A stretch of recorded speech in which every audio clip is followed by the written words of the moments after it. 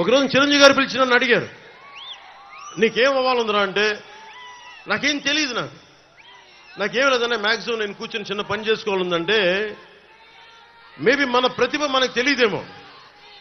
ఆయన పెట్టి నన్ను ఒక యాక్టింగ్ ట్రైనింగ్ పంపించారు. యాక్టింగ్ ట్రైనింగ్ పంపిస్తే నాకు తెలియదు, సిగ్గు నాకు. ఆయన నన్ను తిట్టి పంపిస్తే యాక్టింగ్ ట్రైనింగ్ నేర్చుకున్నా. ఈ రోజున సభలు స్పీచ్లు ఇవ్వగలుగుతాను ఇంతమంది మధ్య. ఇదే సుస్వాగతం షూటింగ్కి బస్సు మీద వైజాగ్ జగదాంబ సెంటర్లో కమ్ కమ్ కమ్ వెల్కమ్ పలికిన డాన్స్ వేయమంటే చచ్చిపోయాను ఆ రోజున. మా ఉదిరికి చెప్పేశాను, నేను ఇంకెప్పుడు సినిమాలు యాక్ట్ చేయను. అంత సిగ్గు.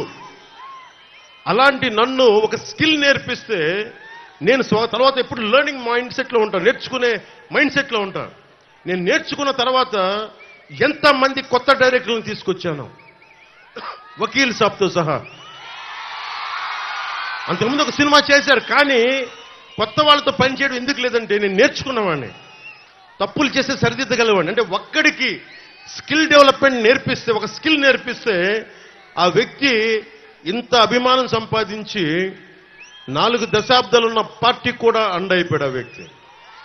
ఇది ఎందుకు చెప్తున్నానంటే నన్ను చెప్పుకోవడానికి కాదు, మీ ఒక్కరిలో కూడా, ప్రతి ఒక్కరిలో కూడా నిద్రాణమైన శక్తి ఉంటుంది, శక్తి దాక్కుని ఉంటుంది. ఆడపడుచులు ఎంత శక్తి దాక్కుని ఉంటుందో మనకు తెలియదు, యువతలో ఎంత శక్తి దాక్కుని ఉంటుందో తెలియదు.